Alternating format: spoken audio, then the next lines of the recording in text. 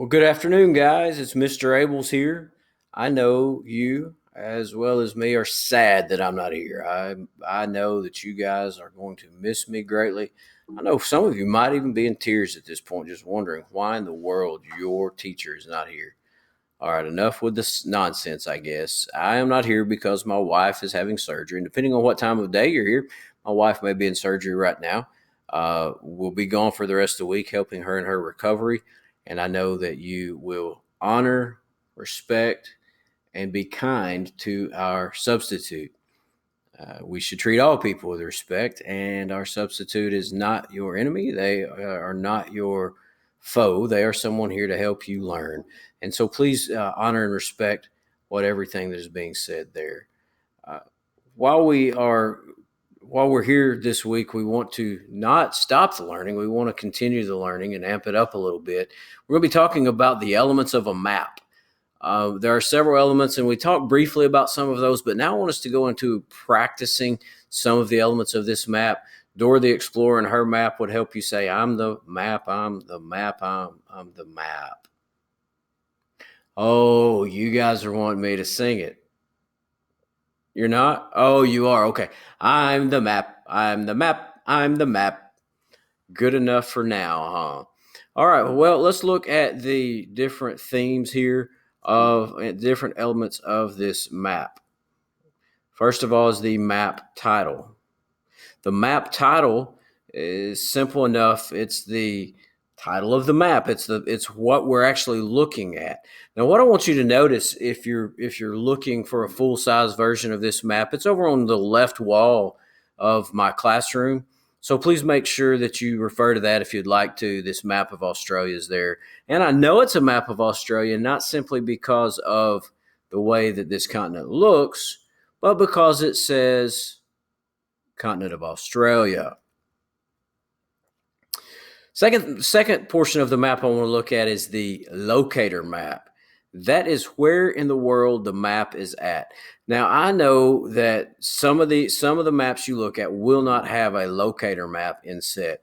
But when you look at the locator map, it does tell you where is Australia. And so down here is Antarctica. You don't get further south than that, but above that would be Australia. Yes, it is a country and a continent. When we look at the symbols of a map, the symbols help us to see what the real life objects might be. Now, later on the week, we're going to look at different things like topographical maps and physical maps. But for this week, today, when we look at a map, we need to realize, oh, there's some mountains there, or hey, there's a border. And these borders, by the way, are not physical borders for the most part. Oftentimes, they are political borders made by countries to say this is where my country ends and your country begins. And so, but the borders are some of the things they might show as well. And they sometimes even resemble what the objects look like.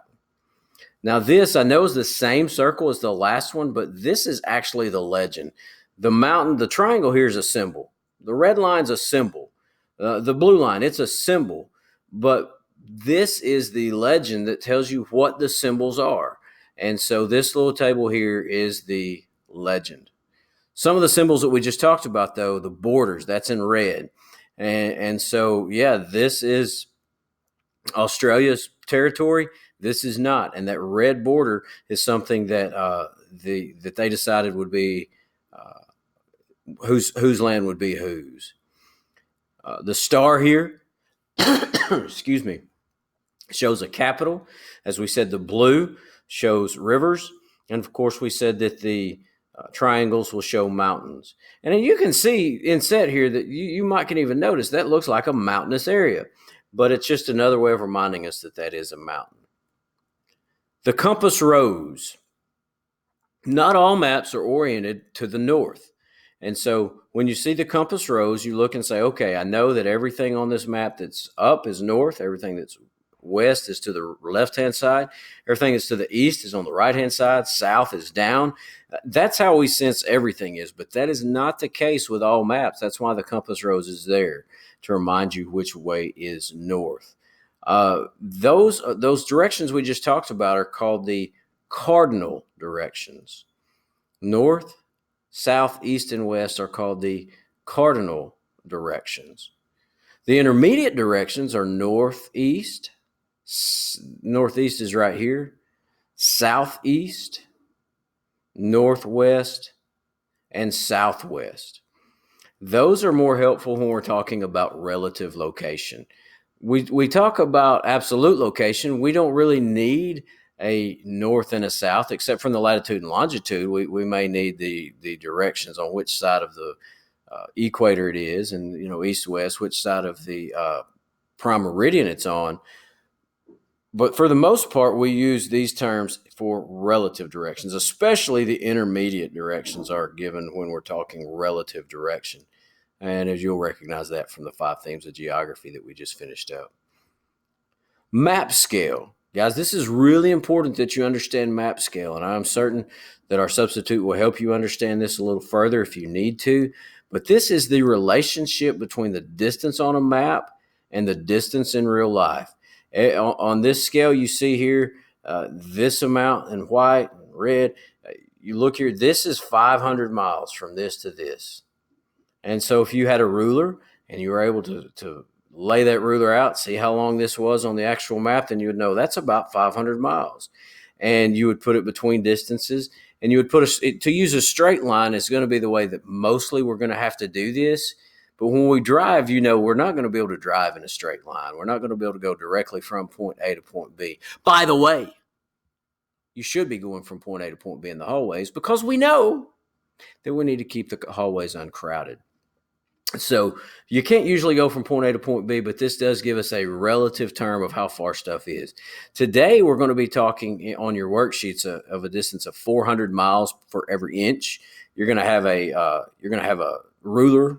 Each one of you have a ruler on your desk. You'll be measuring in inches, straight line from one dot to another.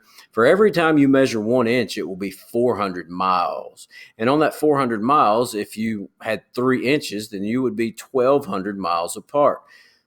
I know I'm not your math teacher, but you might find it easier to multiply 4 times 3 and then add these 2 zeros on the end. You've learned about place value in math, and I know that might help you. Finally, I want to talk about time zone. Whatever time it is here right now in your class, and I'm doing this for 7 different classes. I don't know what time it is in your class right now, but whatever time it is in your class right now, it is an hour later in the eastern part of the state. It is an hour earlier when the further west you go, and then yet another hour. And finally, when you get over to Alaska, you see that you are a full 3 hours earlier than you are in Arkansas. Right here around the prime meridian is where the time zone begins.